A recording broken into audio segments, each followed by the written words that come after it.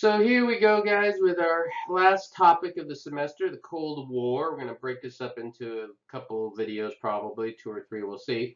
Obviously one of the more important topics, even though it's the last topic we cover in History 111, it is one of the more significant ones because if you think of everything that happened from end of World War II till the 1990s, it had something to do with the Cold War. Almost anywhere in the world, right? Not just in the United States or the Soviet Union. So anything from, Vietnam to Korea to Afghanistan to Latin America to Cuba to the Middle East even, and, all the way up to the moon, all had something to do with the Cold War. And so we're going to kind of cover the events leading up to the Cold War. Why did the Cold War start? And then we'll talk about some of the key moments of tensions and conflicts that were a big part of the Cold War as well. So hopefully you'll find this interesting.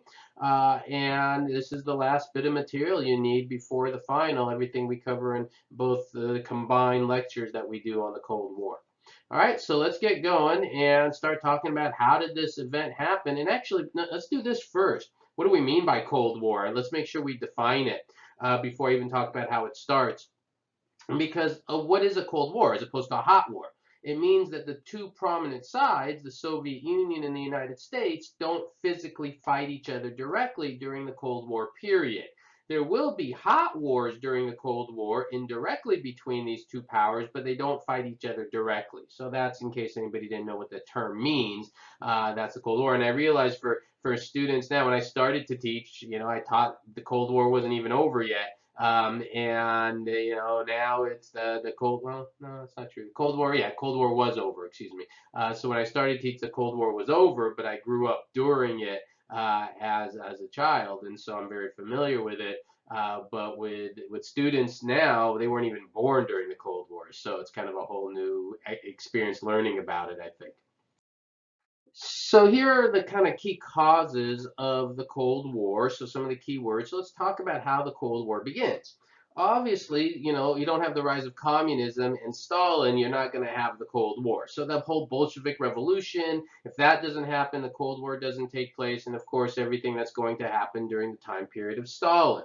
And so what we're going to see as World War II is ending, both of the powers, the United States, along with England, of course, and the Soviet Union, they both have a kind of role during the Cold War. But what I've kind of never understood, and even when I was a student, I remember hearing, well, and the Cold War was happened because both sides, had an agenda and so forth, and there was no moral support. No one side had a moral high ground and all that. And even as a student, I'm thinking to myself, you got to be kidding me, right? I mean, look, the Soviet Union, communism, that side of the Cold War had to build walls to keep people in. We build walls to keep people out. Take Cuba, right? Cuba is an island that was, of course, a communist nation. It tells you something about a civilization that they have to that people are willing to risk their lives to get on rickety rafts through shark-infested waters to get out. And so the idea that there's any sort of moral equivalency during the Cold War is just absurd. Yes, it's true. Both sides are trying to kind of spread their influence around Western civilization in the world, but it's a very different vision of the world, right? And I think that's important to always keep grounded and remember. So the key people involved are, of course, Stalin, Churchill, and Roosevelt. We talked about those three people, of course, during World War II, and here they are again. And as World War II is ending, there's going to be a series of conferences that are really going to heighten the tension leading to the Cold War. And this first conference, there's going to be three of them that you'll need to know, is at Tehran. And it's November 1943. And again, by now, you don't need to memorize all these dates. But I'm giving you months so you know exactly the chronology of when things are happening. Because it's during this time period that you have this meeting, and they're mainly dealing with World War II, how to end Hitler, but you also see this idea that's really going to be a big Cold War phrase, sphere of influence, starting to develop. And what does that mean? Well, a literal sphere of influence. Who's going to have a sphere? Who's going to have a region where they're going to have the greatest influence? In primarily at this point, Europe. So what happens after Hitler falls, after Mussolini falls? What happens with all the areas they controlled? Who gets to have influence in that area? the democratic free nations or the communist society. And they didn't hammer anything specifically out, but you clearly see that there's tension between, the Stalin camp and the Churchill-Roosevelt camp. And this is going to continue on as we go through our other conferences. So the next two conferences, Yalta and Potsdam, we're going to talk about as well, and then make sure you have Truman down. We'll talk about him. So get these last few terms down. I'm going to go to a map to talk about the Yalta Conference and talk about what happens at Yalta and why Yalta is so important. So Yalta is, of the three, the most important one. Okay, so here's again just our map of what's going to be the Cold War period. Yalta is right over here in the Black Sea and the Crimea Peninsula area. And they're going to have some pretty big discussions at Yalta that we need to talk about. So first of all, let me show you a photo, right? And I'm going to talk about this photograph first, and then we'll kind of come back and talk about what they actually decide to do at Yalta. So there's Yalta in the Crimea near the Black Sea. And this is a very famous photo at Yalta, and there's a lot of things you could pick up on. Obviously, this is the big three, Churchill right here, Churchill and Roosevelt and Stalin.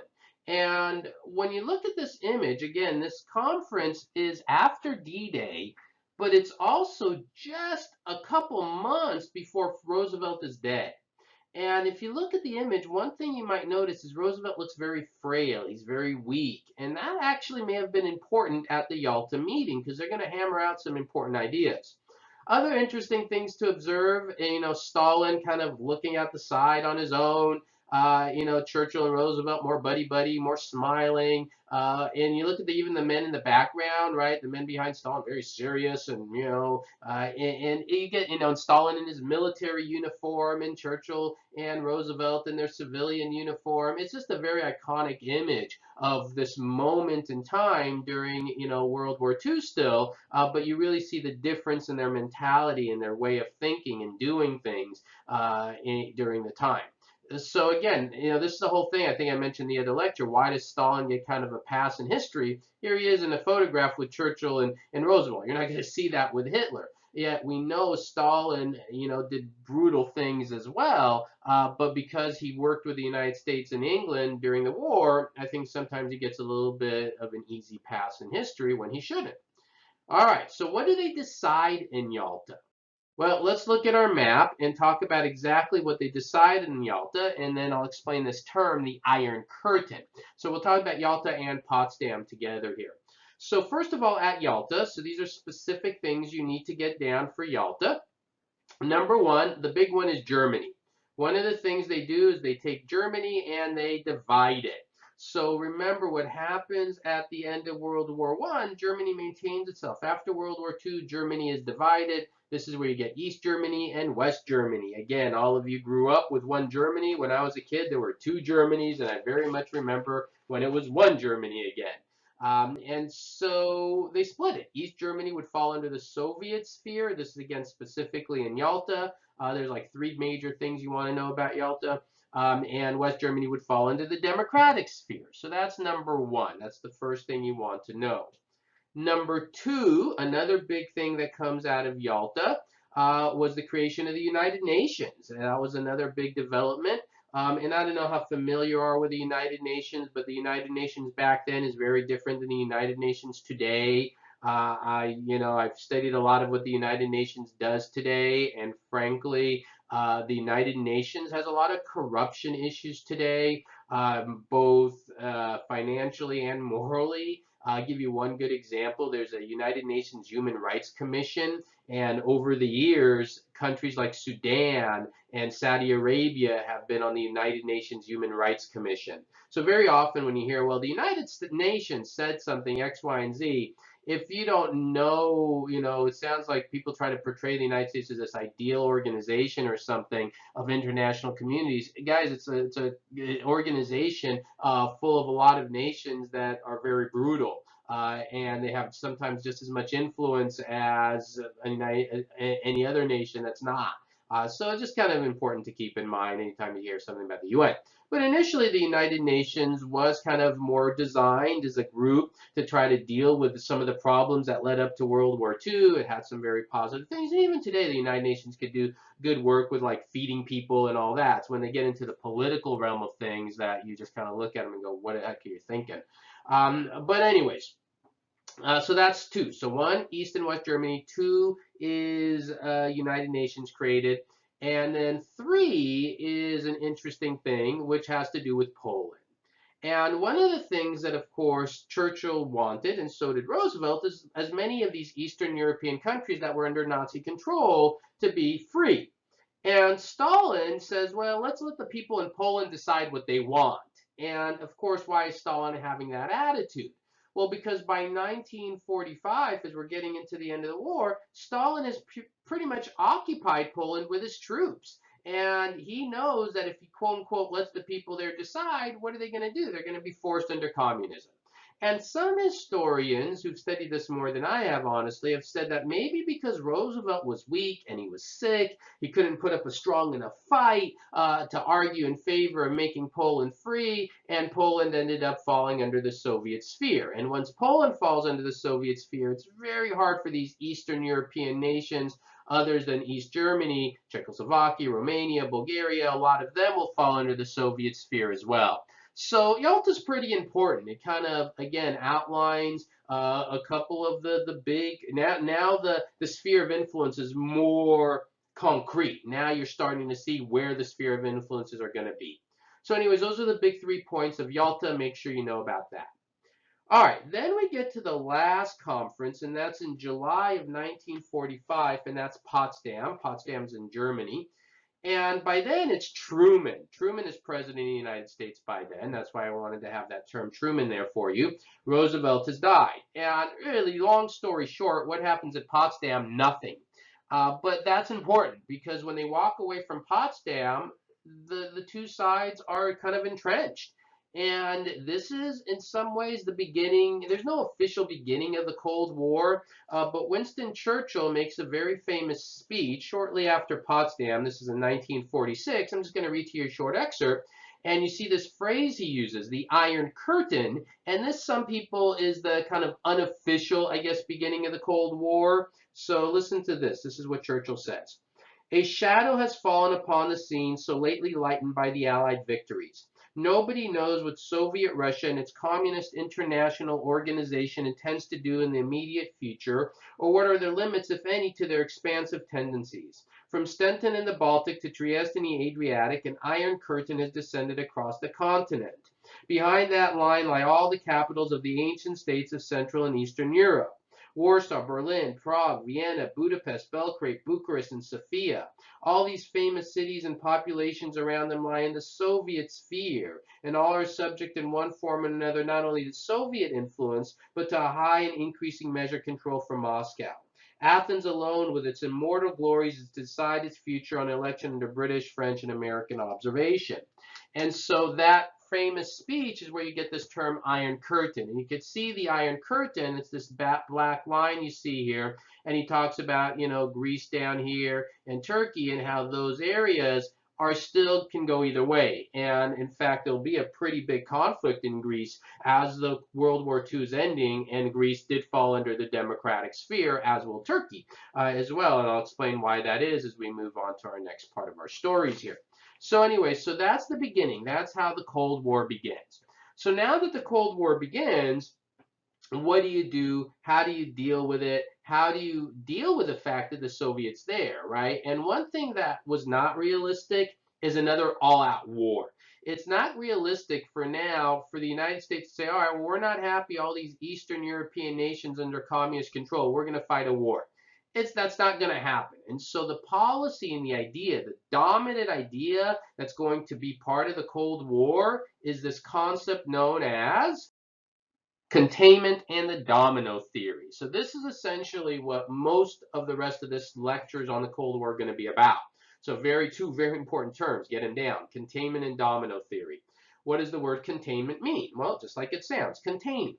If communism is in East Germany, make sure it doesn't go to West Germany. If communism and it's a global idea. If communism is in, North Korea, don't let it go to South Korea. Because if it falls in one area, then you get the domino theory. The domino theory is then it can fall all those other areas, and they all fall as well. And so we may not be able to break the Soviet Union. We may not be able to break Soviet control over some of these areas, but we can contain communism. How are you going to contain communism? Well, there are different ways to do it throughout the Cold War. You can contain communism through financial manners. You can contain communism through espionage. You can contain communism through treaties. You can contain communism through wars. So there was no one way to do this. There were different times and different places, and based on time and place and necessity, different things were used. In some instances, a war was fought. In other instances, money was given. But there are different ways of how it was done. So we're going to go through quite a few examples of containment as we talk about the Cold War. So that's going to begin here with our next slide. So let's start with some containment in Europe, right? How do we contain communism in Europe? And these are all primarily in the 1940s. So each of these are important we need to talk about. So Truman Doctrine, Marshall Plan, both of these were in 1946. What is the Truman Doctrine? Well, the Truman Doctrine, named after President Truman, gave $400 million, and I know 400 million, that sounds like a lot, but back then it was a great deal. Today it actually doesn't sound like a lot from a global perspective, right, when we deal with trillions of dollars. But $400 million were specifically given to two countries, Greece and Turkey. Why Greece and Turkey? Well, look at where they are on the map. Both of these countries, Greece and Turkey, are very close to the Soviet Union. They're kind of close to that Iron Curtain area. And the United States wanted to provide them a lot of money to build up their economy, build up their infrastructure after the war, and encourage them to come into the Western sphere. And they did. Both of these nations end up becoming part of the Western democratic spheres, at least during the Cold War period. Technically, both of them are in that same sphere today. There's some issues with Turkey that come and go, but Greece has been pretty solid. So that's the Truman Doctrine.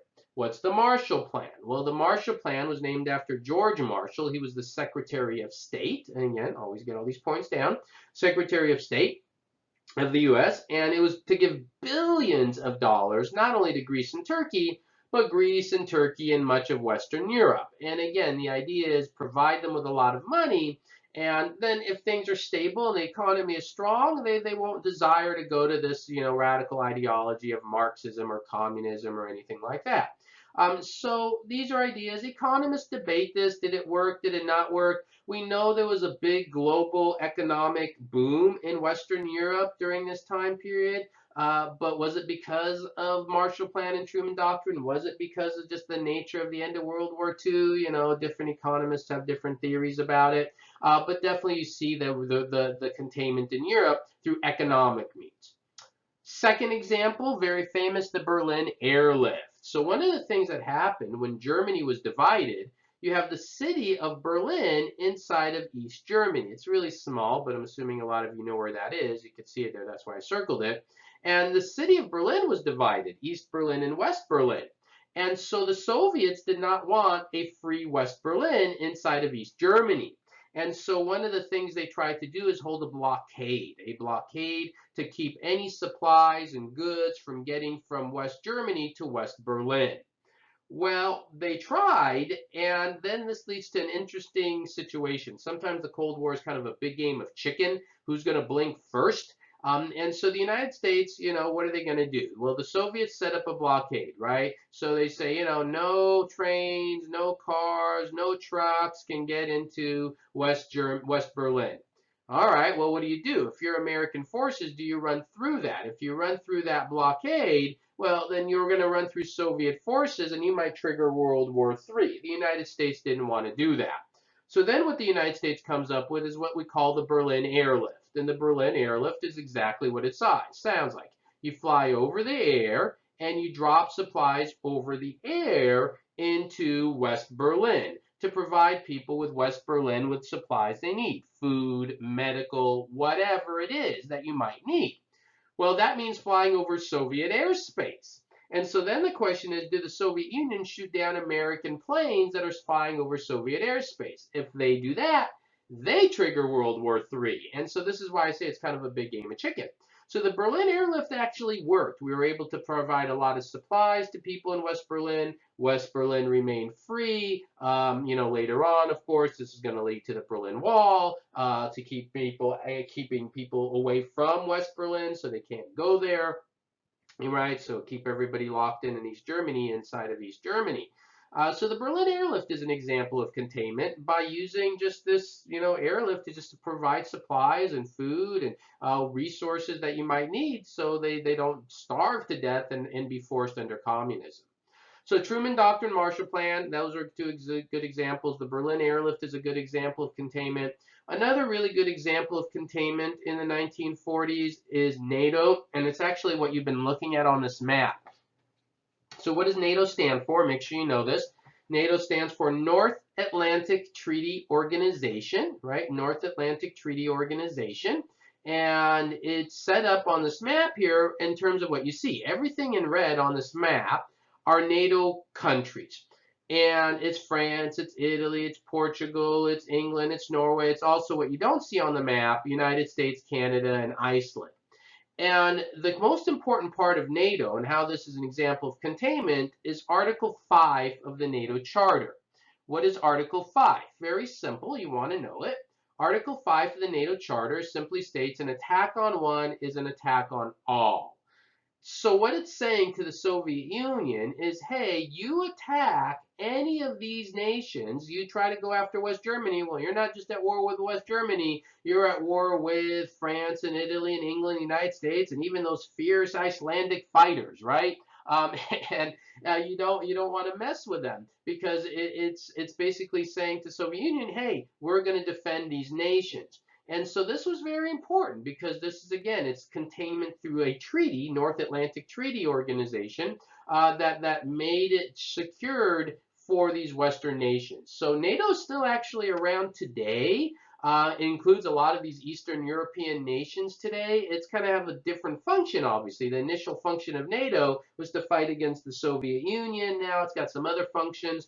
One interesting little trivia thing, was Article 5 ever used? And the answer is yes, and it was used one time up to at least 2020. The one time it was used was after 9/11. So after 9/11, Article 5 was implemented. An attack on one was an attack on all. And all these NATO nations says, yes, we're all part of fighting against these terrorist forces that committed the 9/11 atrocities. So anyways, that's about the only time it was used. All right, so those are good examples of containment in Europe. All right, so those are three, right? Or four. Truman Doctrine, Marshall Plan. You can probably put those together. Berlin airlift and NATO.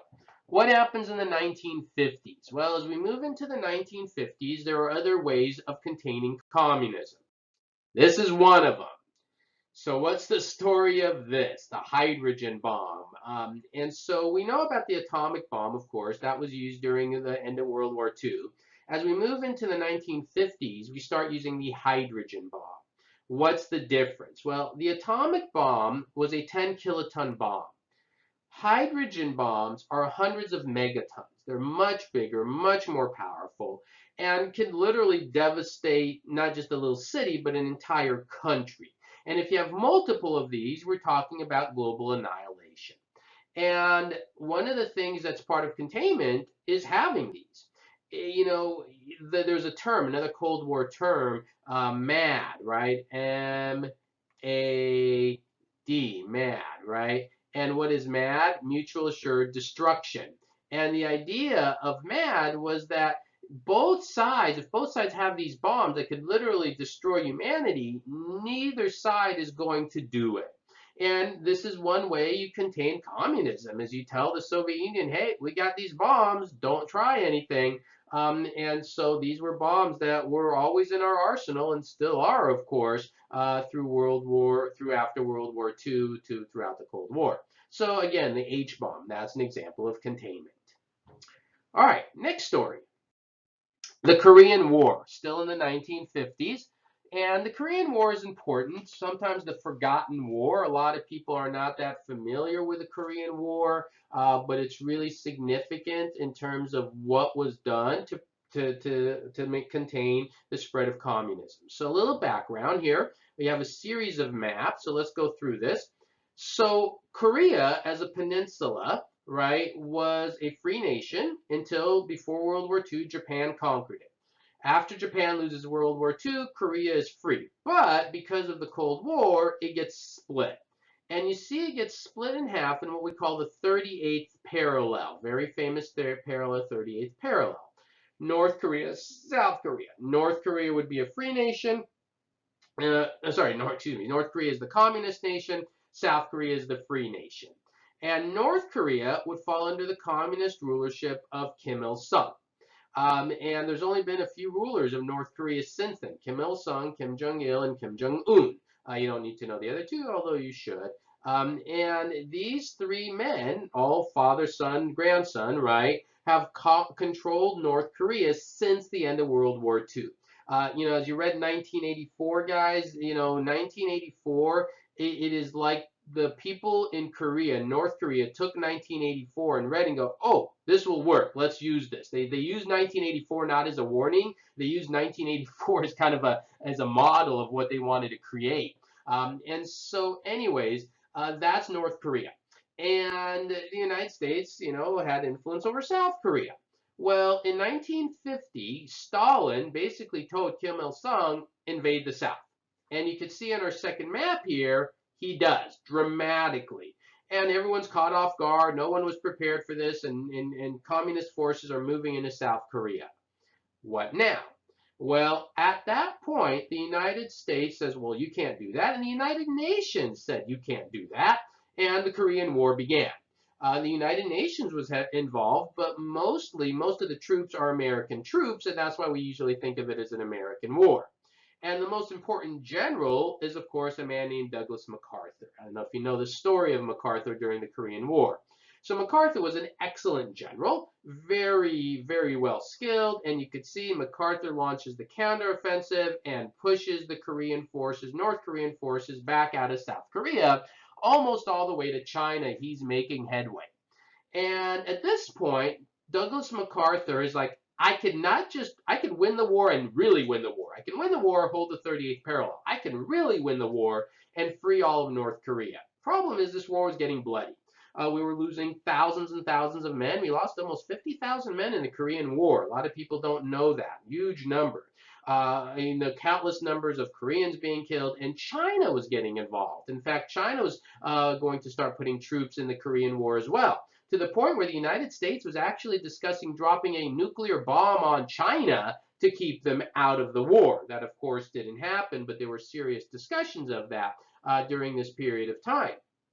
So MacArthur is like, I can win this war, but it was getting bloody. Truman tells him, let's just fall back to the 38th parallel. Let's just hold the 38th parallel. That's really our goal. MacArthur basically publicly says, you're an idiot. And that doesn't go over too well, because in military world, things are different than civilian world.